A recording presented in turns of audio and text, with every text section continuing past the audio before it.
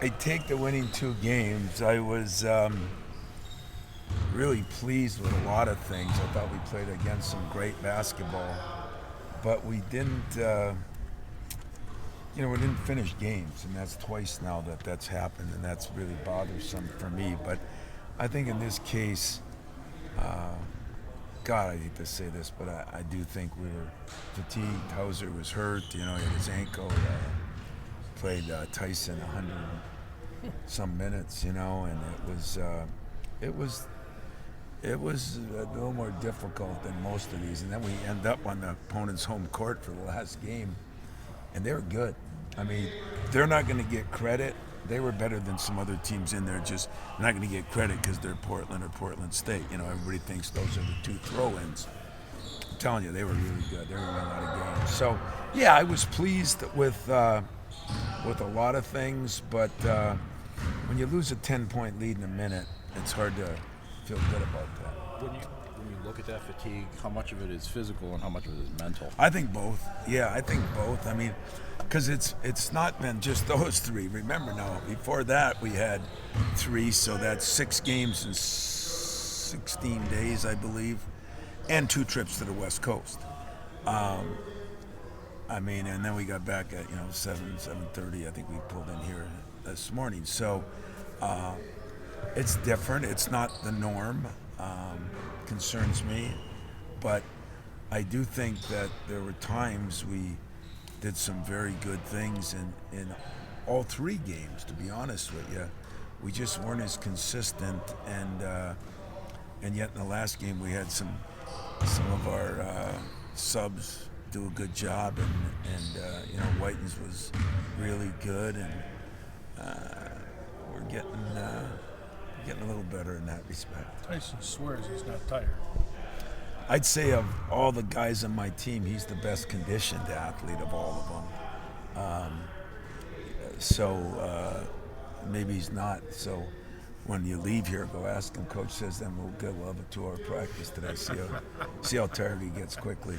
I know you didn't seem happy with Pierre on Thursday, but how did you see him kind of respond to that and then go into his role? I mean, listen, I think Pierre has worked his tail off to become, he's always been a good shooter. He's becoming even a better shooter. If he would spend that same time on his defense, now we'd have a complete player. And I think that's what I get disappointed with, because your perimeter guys are usually your best players on either team. So you can score it, but you got to be able to guard it. Even his mother said that to me out there. So I just think that, in fairness to him, he's a work in progress. I mean, he's just starting. I mean, I don't know if he played 3 minutes a game last year. And yet, now he's getting his chance. He's done some really good things. The second half, he did a better job of getting to the boards and rebounding. Some of the time, that's all he does is stand in the corner and shoot shots, and that's okay if you're a sub coming in. It's not as good if you're going to play a lot of minutes. But I'm pleased with Pierre. I'm just hope he puts the same energy into the rest of his game as he does into his shooting. Do you have any kind of idea or update on Jaden yet, if he'll be available yet? No, he's supposed to work out a little bit today, meaning that means just some shooting and stuff like that. I'd say it's doubtful right now, because I want to see 3-4 days of actual practice, at least 2-3 days, before I'm going to feel comfortable. So no matter what he wants to do, that's one thing I'm going to override. He's too good a player and too valuable to this team in a lot of ways. Leadership, defense, rebounding, and scoring. So there'll be no chances taken, but there weren't any chances taken last time either. And, some things guy up there has more control of than I do. I would think the Big Ten, quick turn to Big Ten probably plays a factor in that too, right? Yes and no. I mean, right now, every game we can win is an important game for us because our schedule is still tough. And so, I sat Cleves out of the Wright State game and we lost that. So I'm not looking at the next game as much as I'm looking at his health. You spend 6 months shaping a team, then you lose two key parts 5 days apart. Is the glass half full at all in that the experience the other guys got in key situations? Yeah, I think it is. It's just that it's difficult and it's hard to complain about injuries. I just talked to Leonard Hamilton at Florida State. He's had more injuries than Carter got liver pills. Then, I seen what Mel went through. Maybe it's in the water, but the difference in basketball is when you lose two really starters, because they were both starting when the year started, that's 40%. And so that makes it a little difficult. And it's such a together team, meaning one hand washes the other. It'd be like a good defensive back, if you got four of them back there, they kind of play together. In basketball, there's only 5 on the court, so they all play together. So that the glass is half full that we've competed. We've probably are so far a little better than I thought we would be. But then again, now sometimes you got to bring all those guys back together too. So, it'll be a while for Malik yet, but Jaden, hoping in the next week or two for sure. I don't know how many times you played at Notre Dame. Do you like that venue?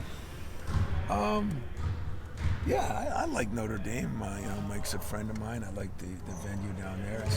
It's a nice, cozy, a little smaller than some, but it can get rocking. Last time we were down there, we had to deal with the crowd. We had to deal with Digger, and we found a way to lose it at the end. So hopefully we'll play a little better this game. Any thoughts on the challenge going away? I missed the last. That sounds like the last one. Yeah, I just heard that last night when I first heard it. Of course, as you know, we're the last to hear much around here. But I remember Jim Delaney and talking to me about how important it was, and I thought he was nuts, as I did about the Big Ten Network and many other things. And shows you why I'm not commissioner, because he did a hell of a job. But I remember when we first started it, it was I never thought it would get to what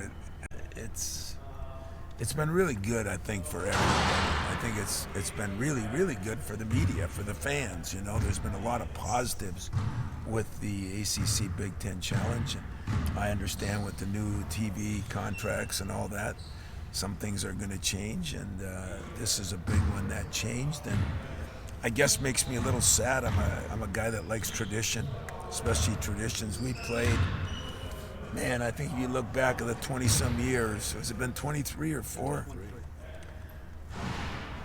I want to say 90% of our matchups have been against the top-tier teams. And one that wasn't was when we played Virginia when they weren't as good, and that was when we played them in Richmond, I think, wasn't it? The game called off? Yeah, the game that never finished. So I've had some unique experiences, had some great opportunities. I'm going to miss it, I think, but I'm sure we'll come up with something that'll fill that void and see what happens. And we haven't gotten a chance to ask you about Detroit getting that Final Four bid last week. I guess, what does that mean to you to see that city get another one? I was really happy. I went down there to try to lobby, since Michigan State is the host school, about, I think it was early September. And, I think with the addition of some hotels, there were some positive things. I'm really excited for the people here in our state. A Final Four is a Final Four. It's Super Bowls, Final Fours, those are happenings. And I think this is going to be great for our entire state. And so I was tickled to death, And the way it looked back then, when I went down to the meeting, it was going to be maybe more in the 30s. And yet now to have it in 27 is pretty cool.